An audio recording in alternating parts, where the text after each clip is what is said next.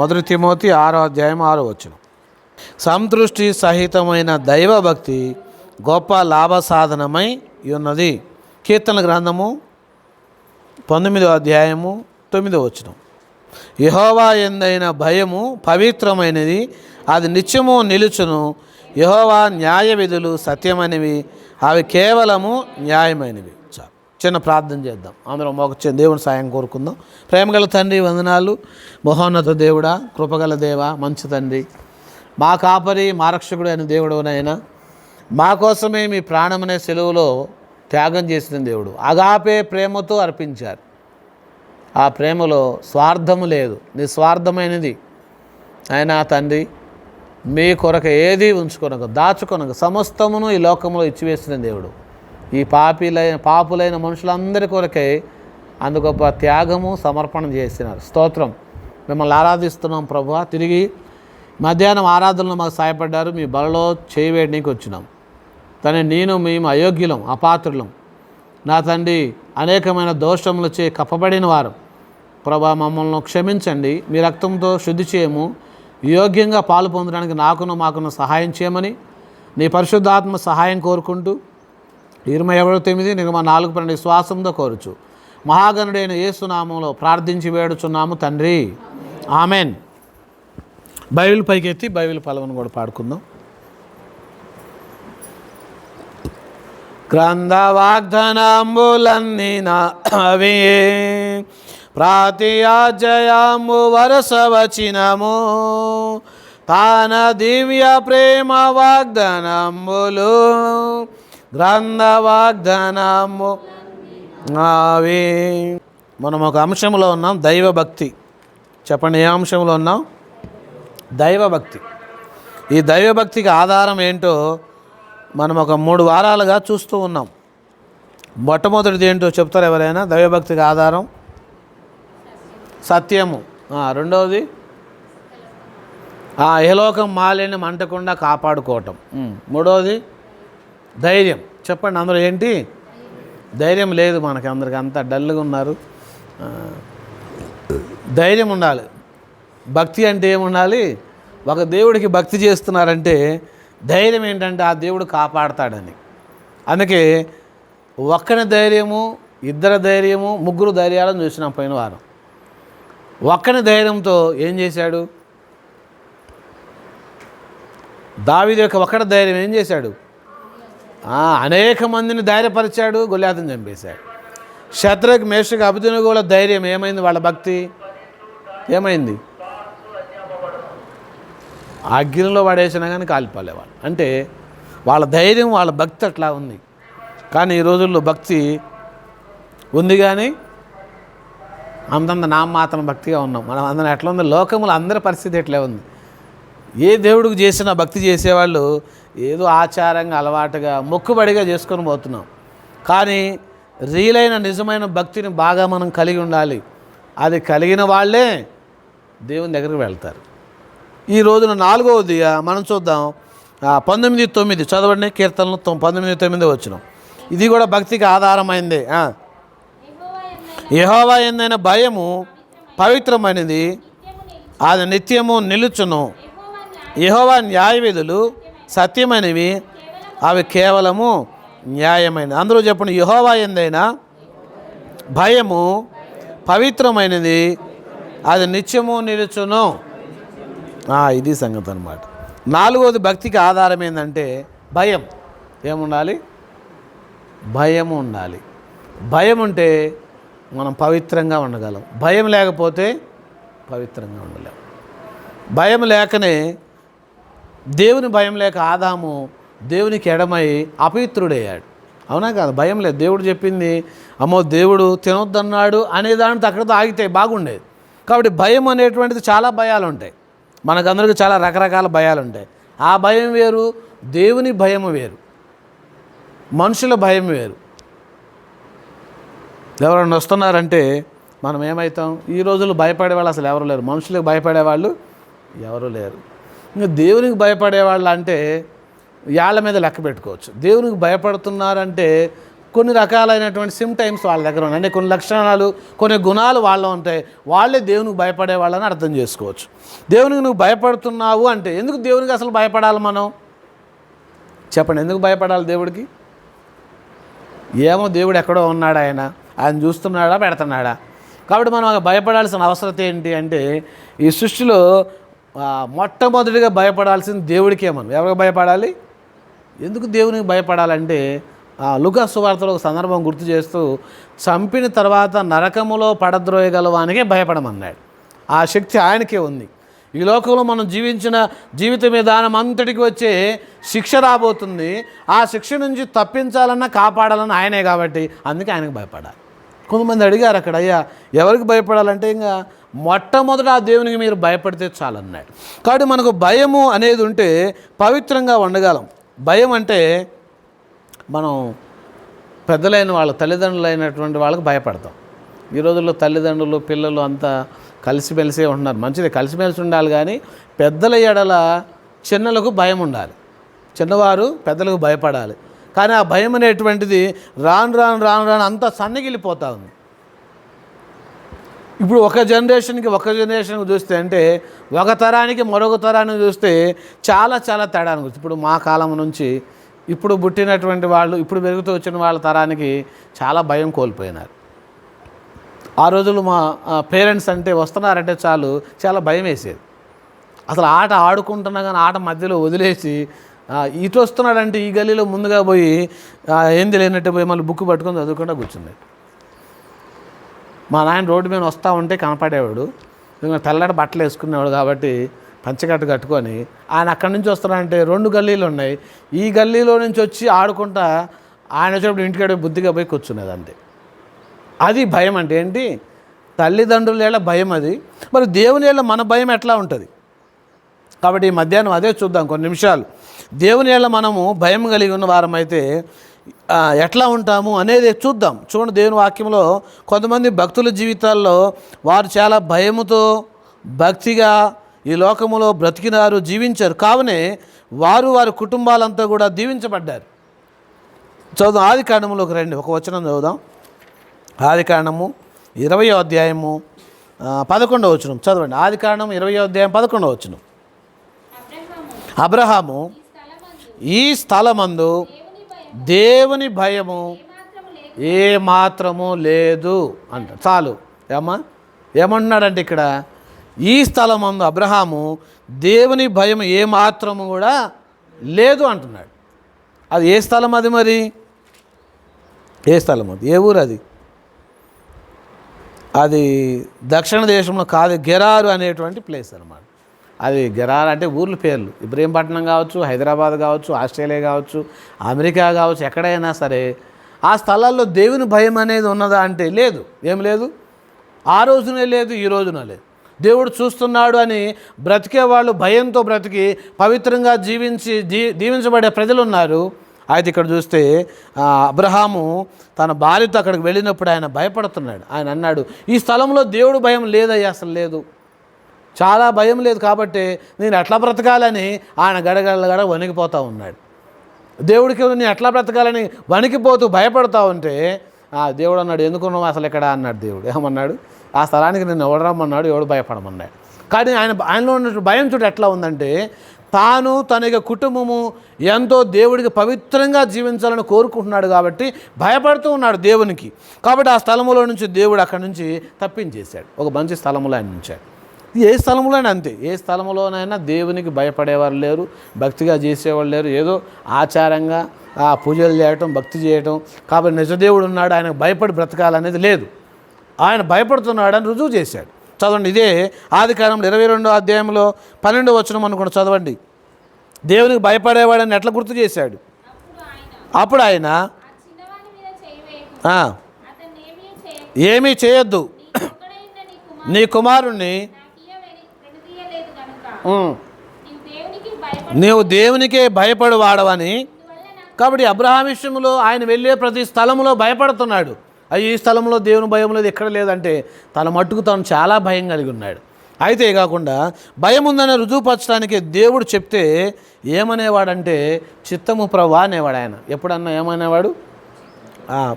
ముందు అధ్యాయాలు అంతా చదవండి, ఎక్కడైనా పేరు పెట్టి పిలిచేవాడు దేవుడు. అబ్రాహాము అని పిలిస్తే ఆయన గడగడలాడిపోతాయేమో అయ్యా చెప్పండి అయ్యా అనేవాడు. అంటే రాజుల కాలంలో ఎట్లా ఉండేవాళ్ళు అంటే వాళ్ళ దగ్గరికి వెళ్ళాలంటేనే వంగి వంగి దండాలు పెట్టుకుని నమస్కారాలు పెట్టుకుంటూ పోతావాలంట. వాళ్ళగాడికి అవసరం సాష్టాంగపడి వాళ్ళ పాదాలైనా పట్టుకోవాలి. అంతా భయపడుతూ ఒక రాజు దగ్గరికి వెళ్ళేవాళ్ళు పూర్వకాలం రాజుల దగ్గరికి. ఇంకా పరలోకమందున దేవుడు ఒకసారి అబ్రాహామా అని పిలిచాడు అనుకోండి, ఎంత భయపడేవాడంటే గడగడగలాడిపోయేవాడు. ఇప్పుడు మనం అనుకుంటామేమో దేవుడు నన్ను పిలవట్లేదు కదా అనుకుంటాం. ఏమనుకుంటాం? అబ్రాహాం అయితే పేరు పెట్టి పిలిచాడు కానీ నన్ను పిలవలేదు అనుకుంటాం. నేను ఇప్పుడు వాక్యం ద్వారా దేవుడు మనల్ని పిలుస్తూ ఉంటాడు. ఎట్లా పిలుస్తాడు ఆయన? మనల్ని పేరు పెట్టి నీ చెవులకు నా చెవులు అంతగా వినబడేగా మనం వినిపించుకోవట్లే ఆయన మాటలు. అయితే ఆయన పిలుస్తూ ఉన్నాడు. ఆయన మందిరంకి వచ్చినప్పుడల్లా లేదా ఆయన వాక్యం చదివినప్పుడల్లా ప్రార్థన చేసుకునేటప్పుడల్లా దేవుడు మనల్ని ఏం చేస్తున్నాడు? పిలుస్తూనే ఉంటాడు. అబ్రాహాముని పిలిచినట్లుగా మన పేర్లు ఏవైతే మన ప్రతి పేరుతో దేవుడు పిలుస్తూ ఉంటాడు. మనం అర్థం చేసుకోండి, వినట్లే. ఆయన మాటలు వినబడాలంటే మరి చిన్నగా ఉంటాయా పెద్దగా ఉంటాయా దేవుని మాటలు? చిన్నవి అయితే ఇయర్ ఫోన్స్ పెట్టుకోవాలి కదా, వినపడకపోతే. పెద్దవి అయితే అవసరం లేదు, మన చెవులు ఎంతవరకు వినగాలో అంతవరకు వింటాం. దేవుని స్వరం చాలా బిగ్గరమైనటువంటిదే. కానీ మన చెవులకు అర్థం కావడానికే మన మైండ్కి మన ఆలోచనకి మన మనసుకు మన హృదయాన్ని తరటానికై మనం దేవునికి భయపడుతుంటేనే ఆయన మాటలు వినపడతాయి, లేకపోతే వినపడతాయా? దేవునికి భయపడకుండా ఆయన పిలిచినప్పుడు ఆయన మాటలు వినకుండా ఉంటామంటే ఆయన పిలుపు మనకు అర్థం కాదు, మనం చూసినప్పుడు పవిత్రంగా బ్రతకలేం. కాబట్టి ఇక్కడ అందుకే అంటున్నాడు, ఇందువలన అబ్రాహాము పైన అన్నాడు. అయ్యా అలాగని చెప్పును. ఆయన వయసు ఎంత అప్పటికే అంటే అంత వయసు, చాలా ముసలివాడు, చాలా వృద్ధాప్యంలో ఉన్నాడు. అయినా దేవుడికి ఏ సమయమును ఎప్పుడు పిలిచినా మనం భయపడే వారంగా ఉండాలి. కానీ ఈ రోజుల్లో మనం దేవునికి చాలా భయపడట్లేదు. అదే చాలా గొప్ప మన మీద మోపబడే నేరం. దేవుని ఎదుట దేవుడు మన మీద మోపగలిగిన నేరం అదే. కానీ ఆ దినాల్లో వారు దేవునికి భయపడేవారుగా జీవించారు, బ్రతుకుతూ వచ్చారు. కాబట్టి ఇదే వంశంలో నుంచి వచ్చినాడు. ఈయన కూడా ఇదే మాట చెప్తాడు. ఈ ఆదికాండంలో ఇది ఒక మాట 4-5 సార్లు ఇట్లా వీళ్ళ గురించి రాయబడింది. చదవండి, 42వ అధ్యాయము 18వ వచనం. ఇదే ఆదికాండం 42:18 చదవండి. 3వ దినమున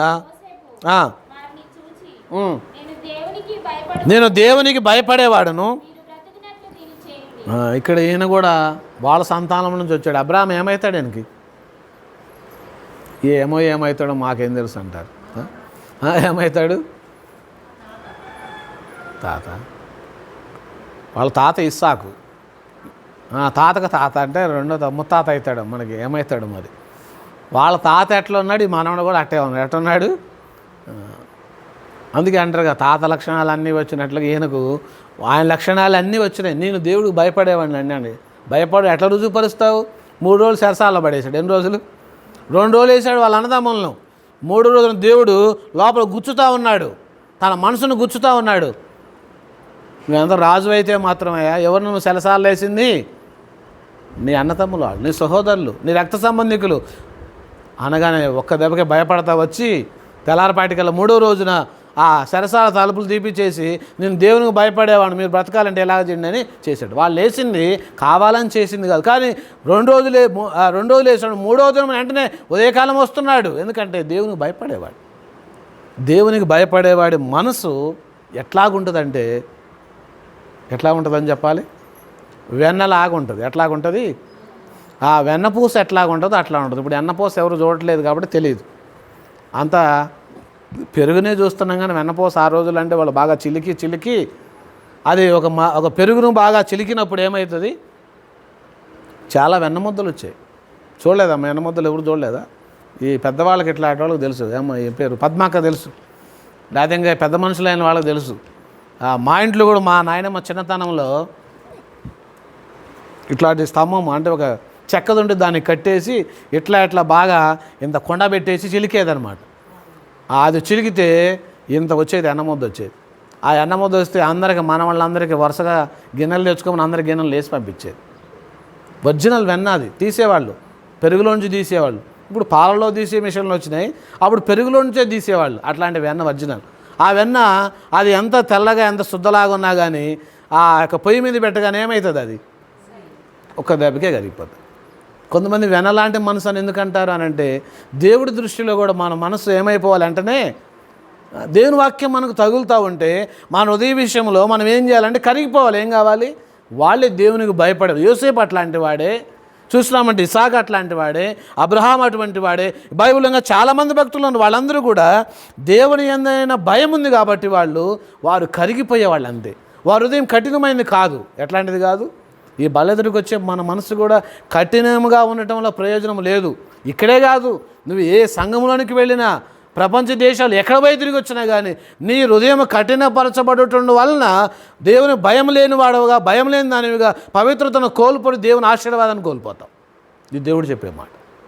అందుకే మనం దేవుని సన్నిధికి వచ్చినప్పుడల్లా మన హృదయం అనేది ఏం చేయాలంటే కరగబడుతూ ఉండాలి, కడగబడుతూ ఉండాలి, కల్మషం లేని వారంగా ఉండాలి, పవిత్రంగా ఉండాలి. ఇక్కడ దేవుని వాక్యం అనేది మనల్ని యేసుప్రభువు వారి రక్తం ద్వారా కడిగి వేస్తూ ఉంటుంది ఇక్కడ, అంతే. అందుకే కఠినము అనేది రావద్దు. మన మనసు ఎప్పుడు సాతానుడు అంటాడు, ఏమైద్దిలే అంటాడు. సాతానుడు మన దగ్గరకు వచ్చేయమంటాడు, ఏమైద్ది, నీకేమైద్ది, నువ్వు అంతా బాగానే, నువ్వు అందరికంటే చాలా బాగున్నావు. ఏమంటాడు? నువ్వు అందరికంటే చాలా బెటర్ అంటాడు అన్నమాట మన కాడికి వచ్చి. అక్కడే మనం మోసపోతాం అందులో. అయ్యా, అందుకే నేనంతో దౌర్భాగ్యం అంటాడు పౌలు గారు. ఏమంటాడు? ప్రధాన పాపిని అంటాడు ఆయన. అంత వాక్యం చెప్పిన ఆయన ఏమంటాడు? నేను అందరికంటే ప్రధాన పాపిని, ఘోర దౌర్భాగ్యుని అంటాడు. ఎందుకంటే దేవుని ఎదురుకు వచ్చేటప్పుడు కఠినత్వం లేకుండా కడగబడ్డారు. ఇది లేకపోవటం వల్లే సంఘమంతా ఈ రోజున యావత్ సార్వత్రిక సంఘంలో చాలామంది భక్తి చేస్తున్నామనుకొని ఆ భక్తి అనే ముసుగులో ఏమవుతున్నారంటే కఠినమైన వారై సాతాను మాటలకు ప్రలోభాలకు లొంగి ఏమైనారంటే నిజమైన భయం లేకుండా బ్రతుకుతూ ఉన్నారు. ఈ మధ్యాహ్నం దేవుడు చెప్పేది మనకేందంటే దేవుని ఏదైనా భయం కలిగి ఉందాం. ఆ భయం మనల్ని ఏం చేస్తుందంటే పవిత్రంగా ఉంచడానికే తోడ్పడుతుంది అంటున్నాడు. చూడండి, అందుకే యోసేపు అలాగున్నాడు, అబ్రహాం అలాగున్నాడు. చూద్దాం, చూడండి ఏమంటాడు. భయం ఉంటే ఏం చేస్తాం? కీర్తన 4:4, కీర్తనల గ్రంథము 4వ అధ్యాయం 4వ వచనం చదవండి. భయమునుంది పాపము చేయకుడి, మీరు పడకల మీదన ఉండగా మీ హృదయములలో ధాన్యం కాదమ్మా, ధ్యానము చేసుకొని ఏం చేసుకోవాలి? భయమునుంది పాపము చేయకుడు అన్నాడు. అంటే ఎప్పుడైతే భయం ఉంటుందో అపవిత్రంగా ఉండటానికి ఇష్టపడలేం. ఆ భయం అనేది ఇది వద్దు, ఇది చేయొద్దని గట్టిగా చెప్తా ఉంటే దాన్ని మనం వెళ్ళలేము అక్కడికి. కాబట్టి అందుకే భయమునుంది, కీర్తనకారుడు రాస్తాడు ఆ మాట, భయమునుంది పాపము చేయకుడి, మీ హృదయములో దేవుని ధ్యానమించుకున్నది అనే మాట చెప్తున్నాడా.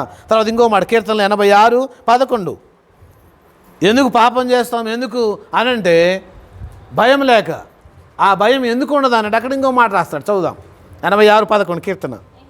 యెహోవా అనుసరించి నడుచుకున్నట్లు బోధించు, నీ నామమునకు భయపడునట్లు నా హృదయానికి ఏకదృష్టి కలుగు చేయం. ఎందుకు దేవునికి భయపడమంటే ఏకదృష్టి లేక. మనకి ఏం దృష్టి లేక?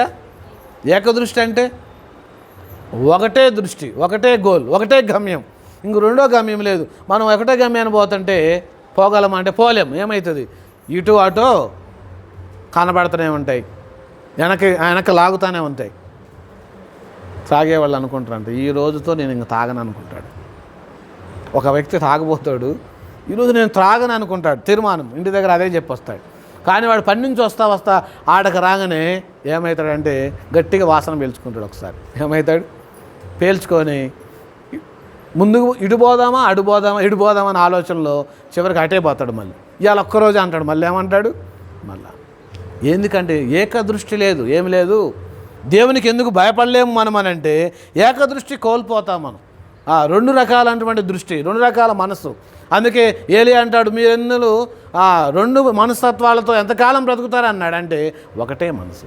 యెహోవా దేవుడైతే ఆయన్నే పూజించండి, బయలుదేవుడైతే ఆయన్నే పూజించండి అన్నారు. యెహోవాయే దేవుడు అంటే మరి ఏంది రుజువు అంటే మీరు దేవునికి భయపడండి. అప్పుడు ఏలియా మామూలు పని చేయలే అక్కడ. అంటే ఏకదృష్టి మనకు యేసుప్రభులోనికి వచ్చాం, మనం యేసుప్రభులోనికి వచ్చాం, ఈ రక్షణలోనికి వచ్చినాం, ఈ సంఘం సహవాసంలో మనం కలిగి ఉన్నాం. కాబట్టి మనం ఏంటంటే ఏకదృష్టితో నడిపించబడాలి. ఎందుకంటే అందరిది గమ్యం ఒకటే. మనందరి గమ్యం, యేసుప్రభు నమ్మిన వాళ్ళందరి గమ్యం ఒకటే. ఈ సంఘానికి ఒకటి, ఆ సంఘానికి ఒకటి అసలు లేనే లేదు. అందరి గమ్యం ఒకటే. ఎక్కడికి పోవాలయ్యా అంటే ఇది ఏకదృష్టి ఉంటే నా గమ్యానికి పోగలం. ఇక్కడ భయపడుతుంటేనే ఆ గమ్యంలో నడవగలం. ఈ గమ్యంలో నడుస్తుంటేనే అక్కడ మనం చేరుకోగలం. దానికి అందుకే ఏక దృష్టి అవసరం మనకు, అంటే ఏక మనసు అవసరం. ఆది సంఘం అదే చేసింది. అపోస్తుల కాలం రాయబడింది. విశ్వసించిన వాళ్ళందరూ కూడా ఎట్లున్నారంటే ఏక హృదయము, ఏక మనసు, ఏకాత్మ, ఏకదృష్టి కలిగి ఉన్నారు. కాబట్టి వాళ్ళు ఎక్కడ ఏం చెప్తే అది అట్లా జరిగినాయి. ఎంత ప్రతిష్టతగా ఉన్నారంటే అంత ప్రతిష్టతగా ఉన్నారు. కాబట్టి మధ్యాహ్నం విశ్వసించిన మనందరిలో కూడా దేవునికి భయపడదాం. ఏకదృష్టి దేవుడు మనకు దయచేస్తాడు. ఏకదృష్టి కలిగిన వారం అయితే ఉంటాం. ఈ భయం కలిగి ఉంటే లాభం ఏంటి మరి? యెహోవా యందైన భయము పవిత్రమైంది. నువ్వు భయం కలిగి ఉన్నట్లయితే నీకు పవిత్రత కలుగుతుంది. పవిత్రంగా ఉంటే ఏం కలిగిద్ది? అక్కడ ఒక వచనం చదువుదాం. యెషయా గ్రంథం 33:6. సింపుల్గా ఏక మెసేజ్, పెద్దగా లేదు కానీ యెషయా గ్రంథము 33:6 చదవండి. ఈ కాలంలో నీ కాలంలో నియమించబడింది స్థిరముగా ఉండును, రక్షణ బాహుల్యమును సమృద్ధియు కలుగును. యెహోవా భయము వారికి ఐశ్వర్యం. అందరూ చెప్పండి, యెహోవా భయము వారికి ఐశ్వర్యము. ఏందంటే ఐశ్వర్యం మనకి దేవుడి యందు భయం ఉంటే ఐశ్వర్యం వచ్చినట్లు, అంతే. నువ్వేం చేయాల్సిన పని. అబ్రహాంకి అదే ఐశ్వర్యం, ఇసాక్ అదే, యోసేపుకి అదే. ఎందుకు ఐశ్వర్యవంతులైనారు వాళ్ళంటే దానికి గల రీజన్ ఏంటంటే పవిత్రంగా ఉన్నారు ఐశ్వర్యానికి. ఆ పవిత్రత కారణం ఏంటంటే దేవుని భయం. దేవుని భయం కలిగిన వాడు పవిత్రంగా ఉంటాడు. పవిత్రత కలిగినటువంటి వాళ్ళు ఐశ్వర్యవంతులుగా అవుతూ ఉంటారు. ఐశ్వర్యవంతులు అంటే భూలోక సంబంధం కూడా అనుకోవద్దు. భూలోక సంబంధము, బట్ పరలోక సంబంధమైన చాలా గొప్పది. పరలోక సంబంధులుగా మనం అంతా ఐశ్వర్యవంతులుగా ఉన్నాం, ధనవంతులుగా ఉన్నాం. ఎందుకంటే మన దరిద్రత అంతా మీరు ధనవంతులు కావాలని ఆ దరిద్రత అంతా యేసు ప్రభువు శిలువలో భరించాడు. ఎక్కడ ధనవంతులు కావాలని? భూలోకంలో కాదు. భూలోకంలో ధనవంతులైన దరిద్రుడైన ఒకటే ప్లేస్ అక్కడ. కానీ ఈ భూలోకంలో మనం ఐశ్వర్యవంతులు అంటే క్రీస్తును కలిగి ఉన్నవాడు ఐశ్వర్యవంతుడు, క్రీస్తు లేనివాడు దరిద్రుడు. క్రీస్తును ఆరాధించేవాళ్ళు ఐశ్వర్యవంతులు, క్రీస్తు మార్గంలో నడిచేవాళ్ళు ఐశ్వర్యవంతులు. కాబట్టి ఈ యొక్క యెహోవా భయాన్ని మనం కలిగి ఉన్నట్టే గొప్ప ఐశ్వర్యం అన్నమాట. ఈ భూలోకంలో ఒక ధనవంతుడు ఉన్నాడు కదా, ఆయన ఎంత ఐశ్వర్యవంతుడు. ఆయన భూమి మీద చాలా గొప్ప ధనవంతుడు. కానీ ఆయన ఎక్కడ పోయినాడు? ఏ స్థలానికి పోయినాడు? నరకానికి పోయినాడు. భూలోకంలో ఐశ్వర్యవంతుడు కానీ నరకంలో ఉన్నాడు. అదే ఊరిలో ఆయన ఇంటి దగ్గర ఒక దరిద్రుడు ఉన్నాడు. కానీ ఆయన ఎక్కడ ఉన్నాడు? చెప్పండి, ఎక్కడ ఉన్నాడు? చెప్పట్లే ఎవరు. పరలోకంలో ఉన్నాడు. మరి ఆయనకి నేను తేడా అయిందంటారు. మరి ఈయన భూలోకములో ఐశ్వర్యవంతుడు, ఈయన భూలోకంలో ఐశ్వర్యవంతుడు, ఈయన భూలోకంలో ఐశ్వర్యవంతుడు, దరిద్రుడిగా ఉన్నాడు. కానీ అక్కడ ఏమైనాడు? చాలా గొప్పవాడు. కాబట్టి దేవుని యుద్ధం మనం భూలోకంలో అయితే భౌతికంగా కొన్ని విషయాలు మనకు లేకపోవచ్చు, అందరి వలె ఇస్తాడు దేవుడు. ఆయన ఏం వాడేం కాదు. నీకు కావాల్సినవన్నీ, నాకు కావాల్సినవన్నీ ఏ టైంలో ఏ కాలంలో అన్నీ ఆయన సమకూరుస్తూనే ఉంటాడు. ఎవరిని దేవుడు కాదు, ఏలేని దేవుడు కూడా కాదు ఆయన. కానీ ఈ లోకంలో ఐశ్వర్యవంతుడు దేవుని కలిగి ఉన్నాడు లాజరు. అందుకే ఐశ్వర్యవంతమైన స్థలంలో అక్కడ ఉన్నాడు. ఆ స్థలంలో ఉండటానికే మనము దేవుని భయాన్ని భూమి మీద కలిగి ఉండాలి, భయపడాలి. అప్పుడే అది మనకు దొరుకుతుందని చెప్తున్నాడు. కాబట్టి దేవుని ఎందైనా భయము పవిత్రమైంది. ఆ పవిత్రతే ఐశ్వర్యాన్ని కలుగు చేస్తుందని ఈ మధ్యాహ్నం నువ్వు గ్రహించాలని దేవుడు కోరుచున్నాడు. అది ఒక ప్రశ్న వేస్తున్నాడు దేవుడు. లూకా సువార్త 23వ అధ్యాయము 40వ వచనం. లూకా 23:40 చదవండి.